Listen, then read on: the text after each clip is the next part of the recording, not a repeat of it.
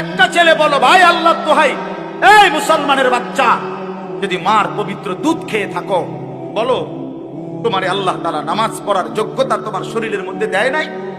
তাহলে বেঈমান নামাজ পড়ো না কেন? কেন নামাজ পড়ো না? আমি দাঁড় করে এখানে তো অসংখ্য ছেলে এখানে আছো, এখন চেহারা দেখলে বোঝা যায় তোমার ওই চেহারার মধ্যে তো হাইওয়ান আর জানোয়ারের চেহারা। যেই হাইওয়ান আল্লাহকে সেজদা করে না। আজকের এশার নামাজ পড়ো নাই, আজকের মাগরিব এক ওয়াক্ত নামাজ পড়ো নাই, এমন অসভ্য জঙ্গলি এখানেও তো বসে আছো। বেহায়া, লজ্জা করে না? কেমনে ঘুমাইবি বেটা?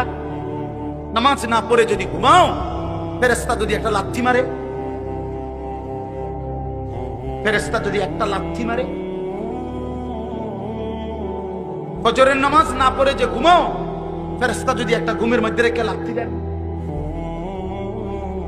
ফেরেশতা ঘুমের মধ্যে রাইখা কোনো জাতিকে ধ্বংস করে নাই?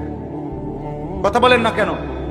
ঘুমের মধ্যে রাইখা কোনো জাতিকে ধ্বংস করছে কিনা? কওমে লূতকে ঘুমের মধ্যে রাইখা ধ্বংস করছে, কওমে সামুদকে, কওমে সালেহকে, কওমে শুআইবকে, এই চারটা জাতিকে আল্লাহ তাআলা ঘুমের মধ্যে রাইখাই শেষ করেছে। আল্লাহ আমাদেরকে মাফ করে দেন। আমার কথা রাগ করো না ভাই, উদ্দেশ্য তোমার লগে কোনো ঝগড়া করা না, আমি কোনো কাজে লাগছি না, ঠিক কিনা বলেন না কেন? মাকসাদ কি আপনাদের লগে আমার ঝগড়া? দীর্ঘ 20টা বছরের বেশি হবে, আজ থেকে 20 বছরের উপরে হবে এই জমিনে আমার আশা দেওয়া।